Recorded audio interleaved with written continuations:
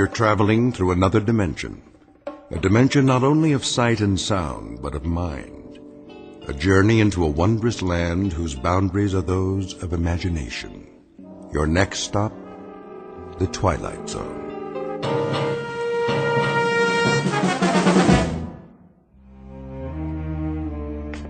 Thank you, Mrs. Dunphy. I'll be back shortly. You're going out? I'm afraid so. But you've only just returned. Unfortunately, that is the nature of my work. Another business trip? The most important of all. But first, there are arrangements to be made. I've prepared your afternoon meal. I'm sure it will keep. Can you not make these arrangements by telephone? No. Some things can't be left to chance. In the meanwhile, follow my instructions precisely, to the letter, Mrs. Dunphy. Do I make myself clear? I believe so. You believe so? Then let me make it absolutely clear. Sit down for a moment. But if you're on your way... It's necessary that you understand. And the only way to be sure is to tell you how it began. Please. If you wish, sir. I must warn you, it's an incredible story. I, of all people, know that. So incredible that you won't believe me at first. But I'm going to tell you everything. Then you will believe. Because you must. You must believe. Do you know Central Europe? Europe? Only as a child, sir. It started there many years ago, after the First World War. I was on a walking tour of France, Belgium, and Germany. I decided to travel alone with only a small pack. The confidence of youth. Germany was magical then, a place of valleys and mountains and swift, dark rivers. There was nowhere else like it, a fertile land where everything grew tall and straight out of the earth. I was struck by the richness of the soil, the verdancy of the hills. Stepping across the border from Belgium, where the mustachioed guards saluted like tin soldiers, I entered a different world. Everywhere I looked, a swelling green ocean. On the farthest hills, tall, ancient buildings of stone. Estates, monasteries, castles, or what have you. Some of them in ruins. I stood a moment at the border and watched the hawks circling above, wondering how such a miracle could be. It was as if I had passed through an invisible door from a musty room into a magical kingdom of winds and light. But so much can change in an afternoon. By nightfall, clouds filled the sky and the storm moved in to darken the landscape. The nearest village was miles away. I was unprepared, dressed for a stroll up the Champs-Élysées, perhaps. In minutes, I was drenched and chilled to the bone. Then I saw it, a medieval castle, bombed almost to ruins, sitting like a broken fingernail atop Schwarzhof Mountain. I came to a wall of gray stone. There was an iron gate. Please! Please! Someone! Please let me in!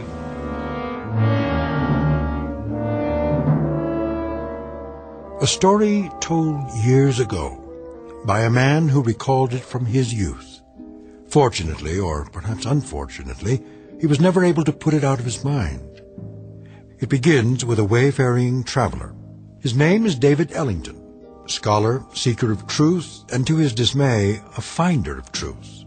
A man approaching exhaustion, who will confront a problem that has haunted the world since the beginning of time.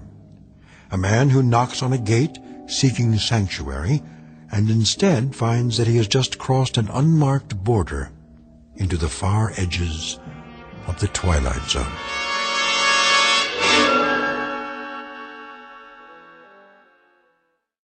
And now, The Twilight Zone and our story, The Howling Man, starring Fred Willard, with Stacey Keach as your narrator.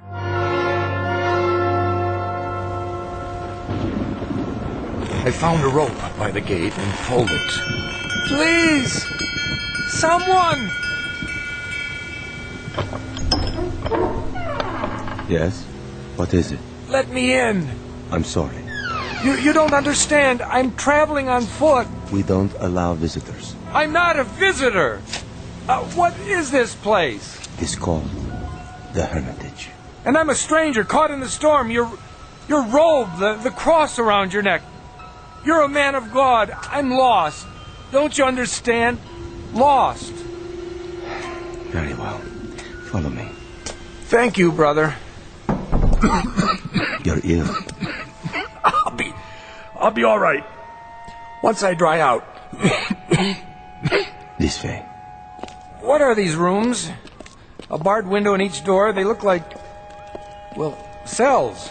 All are empty now. I see, but what were they? Wait here. What for? I'll speak to Brother Jerome. Who?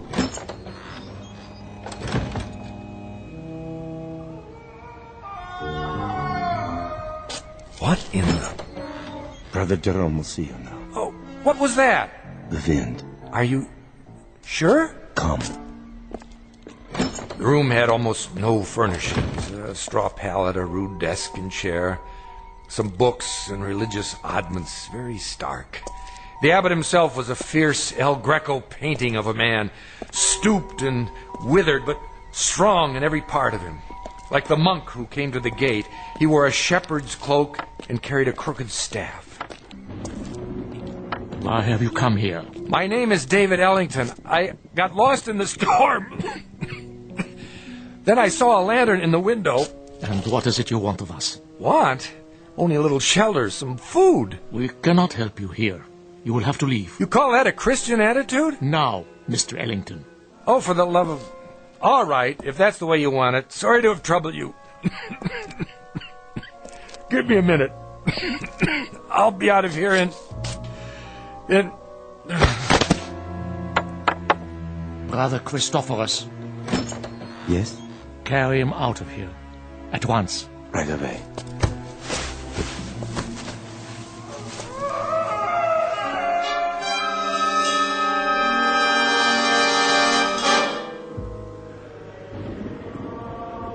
I don't know how long I remained unconscious. When I came to, I was in a primitive cubicle, one of the cells. Walls and ceiling of gray stone, a single small window in the shape of an arch, the floor hard-packed dirt. The monk sat nearby in a chair. I lay under a blanket. Beneath me was a bed of straw. Water! He lives. God's infinite mercy. How long have I been here? 9 days, my son. 9 days? You were very ill. The fever was on you. Brother Jerome said you would die, and he sent me to watch over you. I have never seen a man die. He holds that it is an important teaching, but now I suppose it was not your time. Sorry to disappoint you. No, my boy, don't try to rise. You must rest. What in the name of heaven is that? In the name of heaven, nothing. I mean the scream. Scream? That. What? Are you deaf? That cry, I heard it before. You said it was the wind. Ah, the wind cleanses the land after a storm. But it isn't the wind, is it? I don't understand your meaning. It's a man. Careful. You must regain your strength. There! Don't tell me you didn't hear it. Perhaps you would like some soup. It's cold, but nourishing. What I would like, brother, is to leave this place. I'm afraid that's impossible. What do you mean? Only that you're not well enough to travel. And of course, you won't be well enough to travel as long as you think you hear such sounds. Now, the soup. I don't want it. Open, please. There. That's better.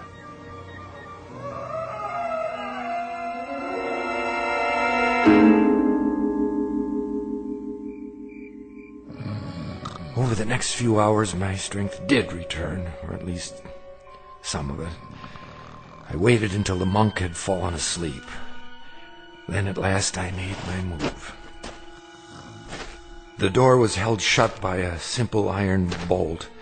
I had only to slide it a few inches without waking him. I was almost free, but I could not remember which way we had come. When I turned into another corridor, I realized I was lost. It was a maze of dark passages and doors. Here, a part of the ruined ceiling was broken away, and I saw that the moon had risen.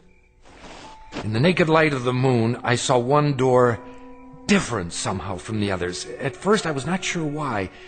Then I realized that in place of a bolt, it was held shut by a piece of wood, a mere stick, crooked and curved, like the peculiar staffs carried by the monk and the abbot, only in miniature, no greater in length than my forearm.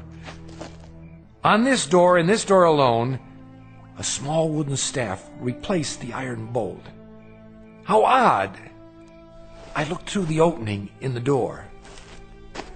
Inside, a filthy, shadowed hovel. No table or chair, no straw for a bed. It appeared to be empty. What? There was a man, huddled in the corner, holding his knees and rocking, head back like an animal. In the soiled moonlight, I saw his dirty beard, his rotted clothes. Who are you? Help me. Stay back. No, please. In the name of humanity, help me. But who? You're not one of them. No, my name is Ellington. I'm an American. Shh. What are you afraid of? Them. Listen. Do you hear them coming? No, but why? They will look for you. We only have a moment. You speak as if I'm a prisoner. Aren't you? I'm not sure. Come closer, and I'll explain. Explain what? Don't you know what they are? These men of God. They are mad, Mr. Ellington. All of them. Raving mad. Why do you say so? I was in the village, in Schwarzhof, doing nothing out of the ordinary, walking the street with my woman. We were holding hands. That is all. Do you see anything wrong with that? Well, of course not. But what? We paused to rest by a tree in the shade. And then we kissed. Yes, I admit it. Is it wrong to kiss? Tell me. Why, no, I don't think so. You don't think so. I don't think so. But Jerome, that lecherous old fool. The gaunt man, the one in charge. So, you have seen him. As I kissed her, a shadow fell over us. We looked up and saw him standing there. I opened my mouth to speak, but before I could utter a word, he raised the wooden staff he carries, so heavy. You've seen it. Yes. And he hit me again and again. He smote me like an angry god, or a man who thinks he's God. I woke up here. No. I swear. They flogged me with knotted ropes. I asked for food. They would not give it to me. I begged for water. They gave me none. Then they threw me in this filthy room and locked the door. Well, why? For revenge. Jerome wanted my woman. Are you sure? Yes. That disgusting old man, that fanatic. He wanted her. And when she refused his advances, he took his fury out on me. Your story, I find it difficult to believe. Of course you do. That's the strength of the man. He makes his madness seem a harmless thing, the beliefs of a religious zealot. But this is not a religious order, Mr. Ellington. These brothers of truth. Is that what they're called? That's what they call themselves. The real truth is they're outcasts, misfits, cut off from the world because the world will not have them. Have you heard of their sect before, of this hermitage? No, I haven't. Mr. Ellington, you must believe me. I don't say they're all evil, only mad. And here, within these walls, they answer to no law but their own. Wait for me. Where are you going? I'll speak to Jerome. No, you mustn't. If I remind him that false imprisonment is a crime... I tell you, he's the greatest maniac of them all. Quick! He's coming. Hide yourself. Mr. Ellington. No, no.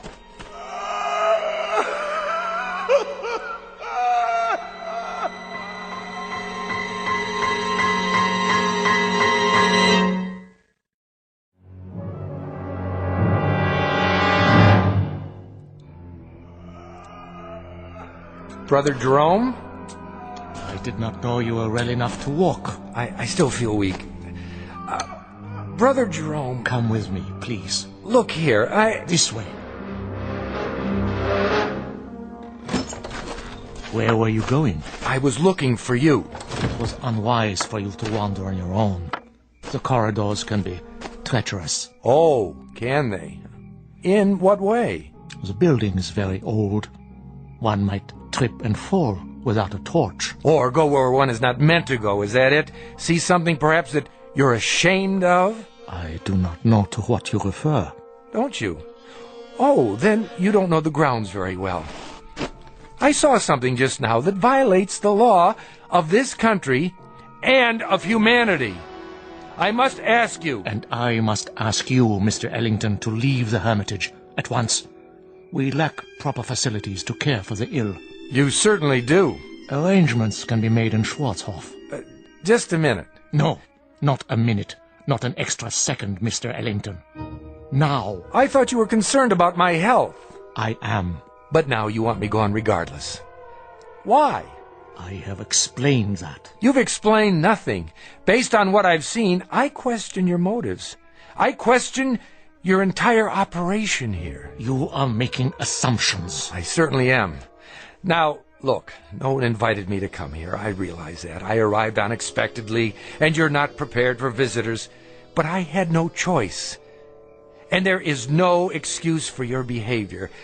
I suppose it was only a matter of time before you brought out the knotted ropes so that you could flail me or whatever it is you do for amusement. My son. I'm not your son! There are many things you don't understand. That's right, I don't. So begin with this one. Tell me, why are you in such a hurry for me to leave? What more are you afraid I'll find out? More? Besides the man you've got locked up in that cell. What man is that, Mr. Ellington? The one we just left. The one who's been screaming his head off. I'm not sure what you're talking about. That's it, isn't it, brother? Or is he only one of many? Well, it isn't a secret anymore. I know. And what do you think you know?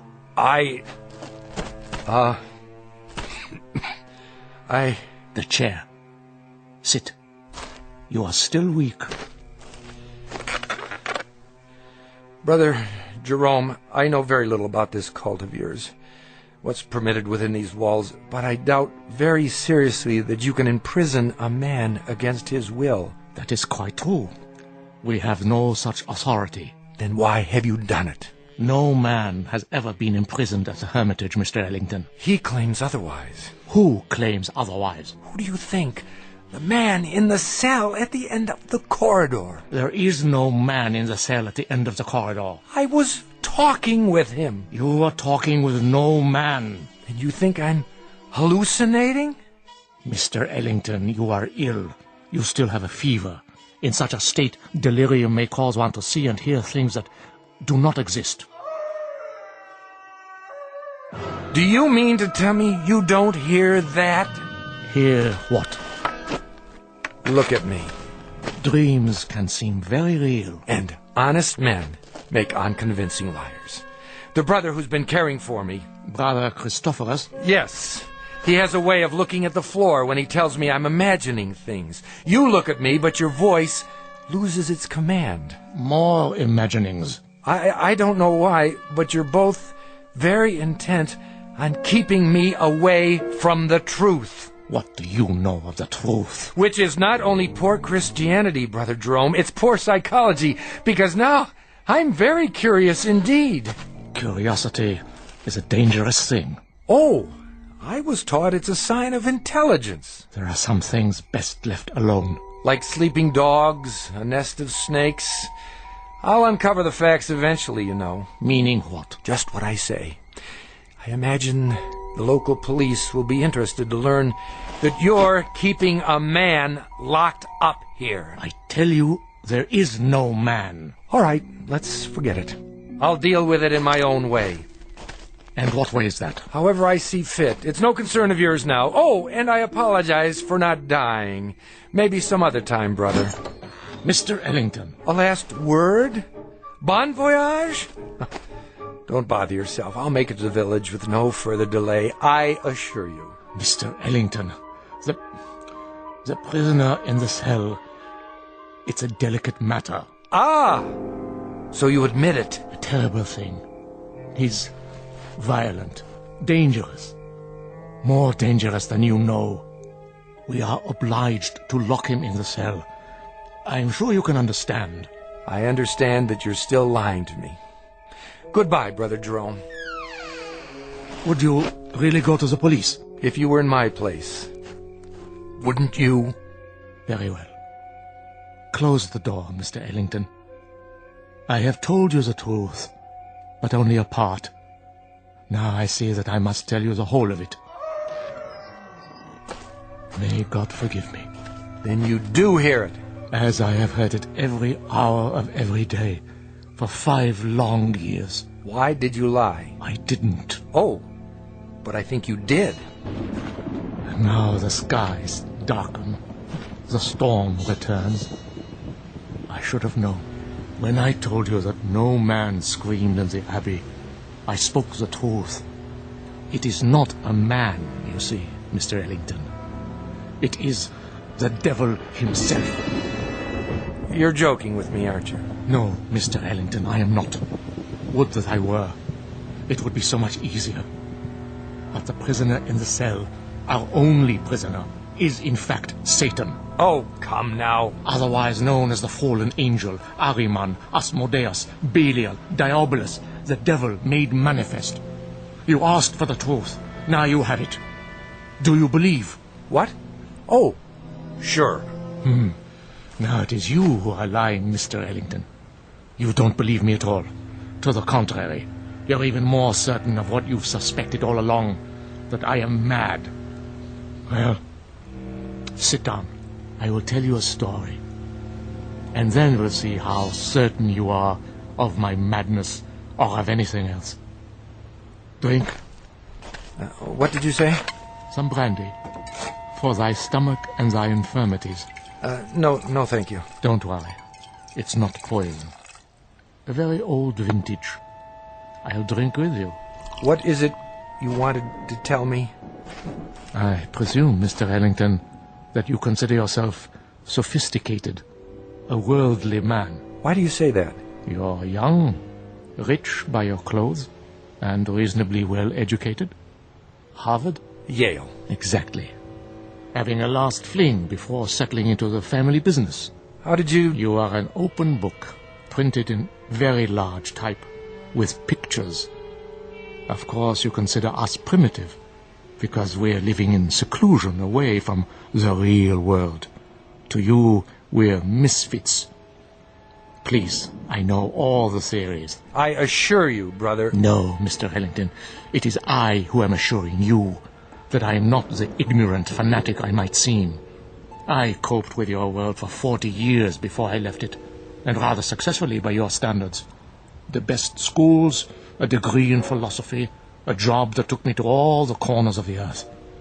This beard and this staff and this face represent nothing but a different point of view.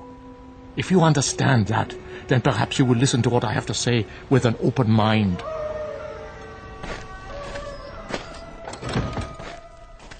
Go on. 5 years ago, there were no screams at the Hermitage. This was simply the bombed-out ruins of a castle belonging to the family Wulfren. How did you come by it? Baron Wulfren turned it over to the Brothers of Truth as a gesture of charity. Our task was to tend the great vineyards and save what souls we could by constant prayer. But this isn't a formal religious order, is it, brother? We believe that we are recognized by God. Truth is our only dogma. We are committed to it as man's greatest weapon against the devil, who is the father of all lies. Please, continue. You were tending the vineyards. At that time, not very long after the Great War, the world was in chaos. Everywhere there was unhappiness, except in the village below. Really? For some reason, the people of Schwarzhof refused to yield to despair. They lost none of their faith. They continued, as they had for years, to be honest and God-fearing and happy. The village was a plum to Satan, one he could not resist. So he came here, drawn to it as a moth is to light, and embarked upon a program of corruption. But you stopped him. Yes. You see, Mr. Ellington, he made the same mistake you are making now. He underestimated me. He thought he would have no difficulty tempting an old fool. I had him in the cell before he knew what happened. But if he's the devil, how do you keep him from escaping? With the staff of truth. The one barrier he cannot pass. Mm-hmm. And when he first came, just how did you recognize him? I had seen him before, in every part of the world. Wherever there was sin, wherever there was strife and persecution, there he was also. Sometimes he appeared only as a spectator, a face in the crowd. But he was always there, in all times and places. So you understand now, I trust, why you must say nothing of the things you have seen and heard. Brother, not that I doubt you, but is it possible that you've made a mistake? No. Think, Mr. Ellington, of the peace in the world these 5 years. Think of this country now. Is there another like it? But you haven't put an end to suffering. There's still murders and robberies. Even now, while we talk, people are starving. The suffering man was meant to endure, my son. We cause much of our own grief and need no help from him. It is the unnatural catastrophes, the great wars, the overwhelming pestilences, the wholesale sinning that we have ended. The world is rebuilding. A great dawn will come. Enough. You've made your case. I believe you, brother. Do you? Truly? I admit I was doubtful at first, but you've convinced me. Absolutely. I promise to keep your secret. Good. Tomorrow, if you feel well enough, you may leave. For now, let the storm pass over. Brother Christophorus will look after you. If you would, go directly to your room. I will. Good night, brother, and thank you. I was glad our conversation was over. It was clear that he was quite mad. I thought of his wild beard, his eyes in the flickering candlelight, and I was relieved to be away from him. The devil, indeed. But the storm had returned, and I was not yet fully recovered. I would pass one more night in this place. What, I wondered, should I do before morning comes?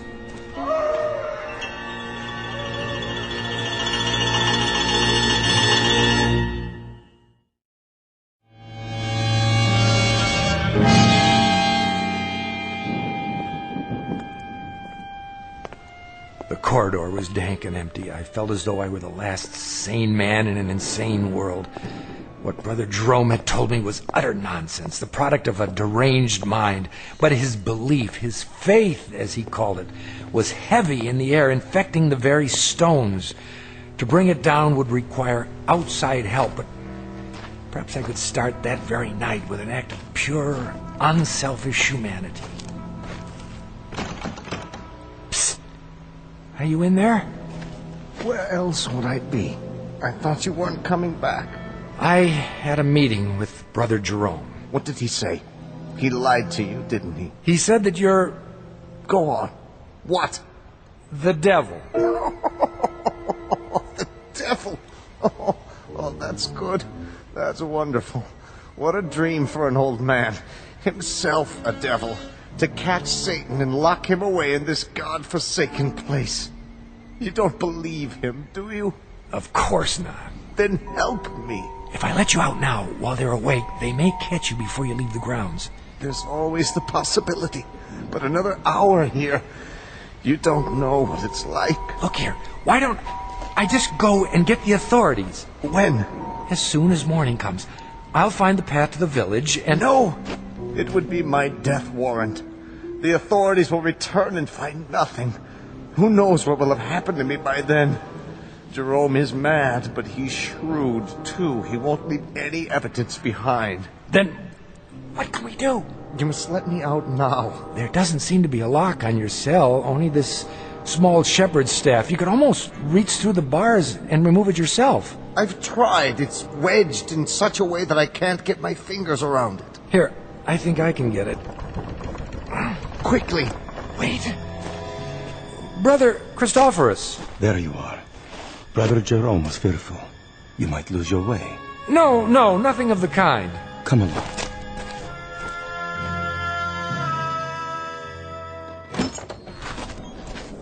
I'll light the candle. There is bread and water on the table, and more soup to give you strength. Thank you. Rest now, Mr. Ellington. Remember, you're still a very sick man. I'm feeling much better. Nonetheless, Brother Jerome has asked me to watch over you. Really, that isn't necessary. It is my duty. The chair is sturdy, and the candle is fresh.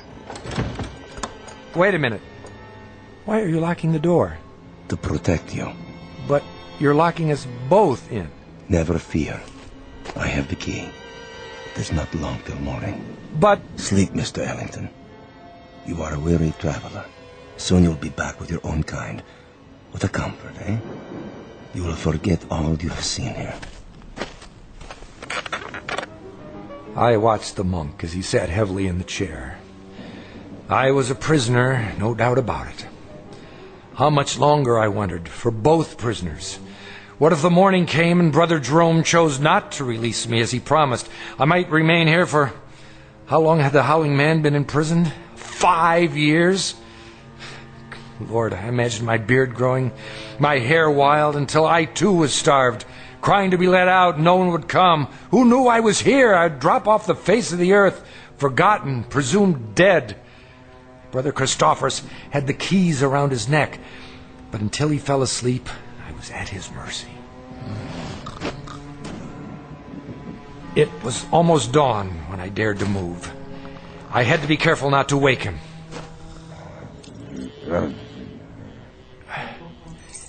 Yes, I finally had the key.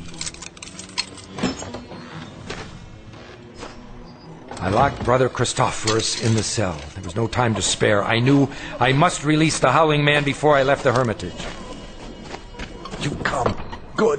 What do you want me to do? Lift off the wooden bolt. Are you sure this is all that holds you in? A small carved stick? Yes, lift it off, I tell you. But surely you could have forced the door and broken it. Please! There is no time for talk. In the name of mercy, if you fail now, they'll kill both of us. All right. Hurry. I'm trying. I just need to slide it out of the latch. Mr. Ellington, where have you gone? Hurry! Hurry! A moment. Stop him! Stop him! Now! Brother Jerome, come quickly. I am free. Stop! I command you. The other way. Now. Here is the gate. It's locked. I must get over the wall. I'll put my hands together. A hoist. Step up. Let not Satan escape us, O Lord. Let him not sow the seeds of evil throughout the world. I call upon you. Up, now. He stepped in my hands and climbed the gate. Now, reach down and give me your hand. Help me. Help you? Help you, mere mortal? Are you mad? And I saw not the foot of a man before me, but a cloven hoof. In a flash of lightning, with those horns grown suddenly from his forehead, then he turned and vanished in the moonlight. I am sorry for you, my son. What was he? As long as you live, you will remember this night. He is gone. Who? Tell me. Even now, you're not sure. But you will be. And then you'll know, Mr. Ellington. You'll know who it was you loosed upon the world.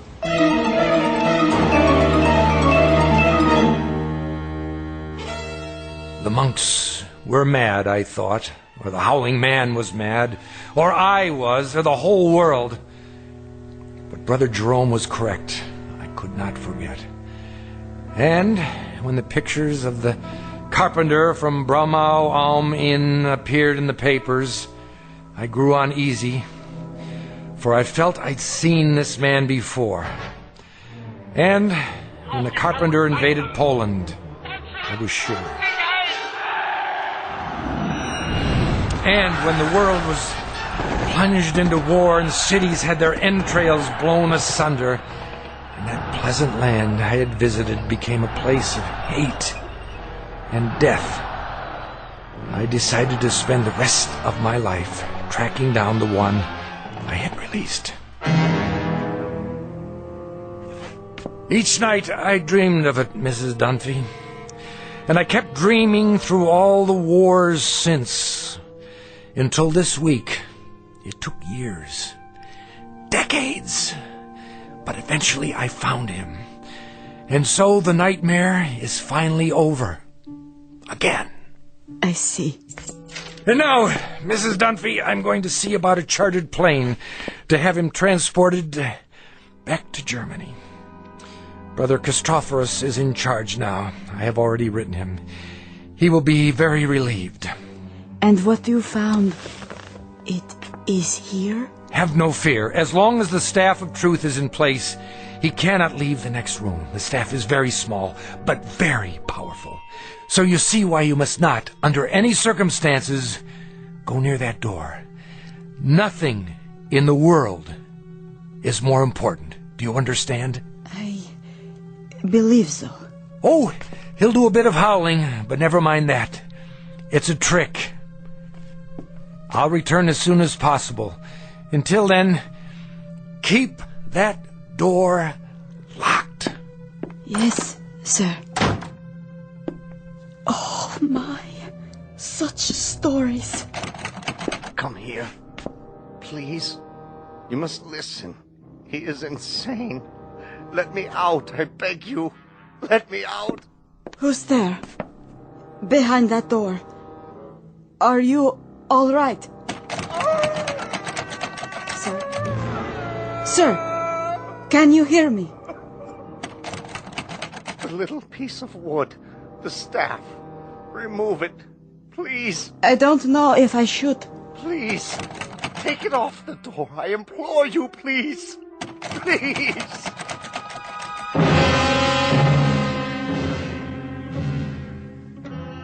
Ancient folk saying, you can catch the devil, but you can't hold him long. Ask Brother Jerome, or Brother Christophorus, or David Ellington. They know, and they'll go on knowing, to the end of their days in the Twilight Zone. More from the Twilight Zone after this. You are about to enter another dimension, a dimension not only of sight and sound, but of mind, a journey into a wondrous land of imagination.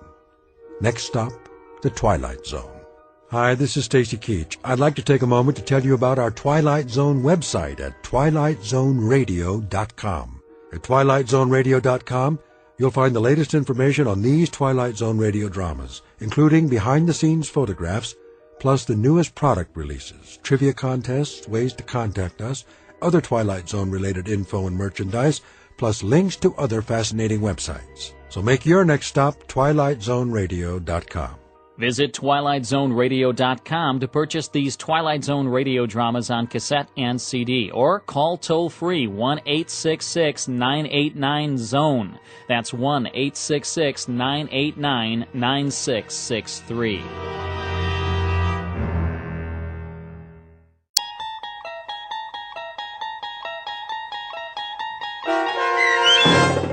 The Howling Man, starring Fred Willard, with Stacey Keach as your narrator, was adapted for radio by Dennis Etchison and written for The Twilight Zone by Charles Beaumont. Heard in the cast were Christian Stolte, David Darlow, Doug James, and Anna Sverutza. To learn more about the Twilight Zone radio dramas and to obtain audio cassettes and CDs of these programs, visit our website at twilightzoneradio.com. The producers of The Twilight Zone wish to thank CBS Enterprises, Carol Serling, Dennis Etchison, Dick Brescia Associates, Claire Simon Casting, Terry Jennings, XM Satellite Radio, Sirius Satellite Radio, our sponsors, and our radio affiliates for helping make this series possible. This copyrighted radio series is produced and directed by Carl Amari and Roger Wolski for Falcon Picture Group. Doug James speaking.